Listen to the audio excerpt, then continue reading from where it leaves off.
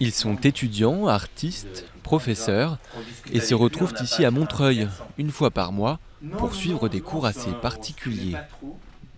Quand on a 400 ruches, on est 1 SMI, et quand on a 200 ruches, on est en demi-SMI. Apprendre à faire son propre miel alors que l'on habite en ville, c'est la formule que propose depuis 3 ans Guy-Noël Javaudin. De plus en plus de personnes viennent suivre ces précieux conseils. Ils sont si nombreux que l'apiculteur doit refuser de nouveaux élèves. C'est en plein développement. La preuve, cette salle est pleine alors qu'on n'a pas fait une publicité énorme. Après un cours théorique d'1 heure, c'est le moment d'aller voir les abeilles.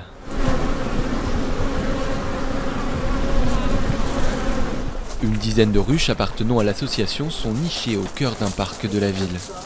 Hugo vit à Paris mais possède une ruche à la campagne. Ici, il apprend les gestes utiles à reproduire quand on est seul. C'est un bon moyen de gagner en expérience et en confiance en soi, parce que quand on ouvre une ruche la première fois, c'est un peu impressionnant, ça peut même faire peur. Un petit côté sport extrême au niveau de l'adrénaline sur le coup. Chaque ruche peut contenir jusque 70 000 abeilles. Ici, ce sont des buckfast que l'on élève. Regarde de l'autre côté, la reine elle est là, regardez.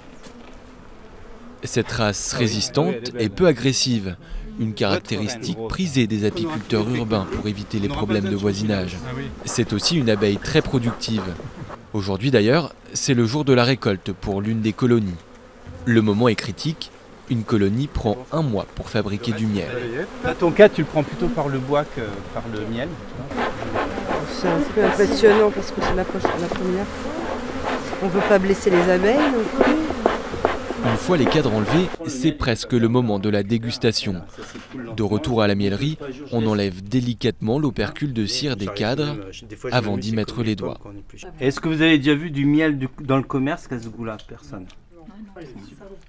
Là, on retrouve les odeurs du tilleul d'ornement, ce qui n'est pas le cas en forêt. Je ne sais pas si vous êtes déjà baladé sous des tilleuls de forêt, ça sent rien. Le miel des villes serait-il meilleur que le miel des campagnes? En tout cas, il est souvent plus parfumé. Les fleurs et les plantes choisies par les municipalités ont des fragrances souvent puissantes, des caractéristiques que l'on retrouve dans le miel après que les abeilles les aient butinées.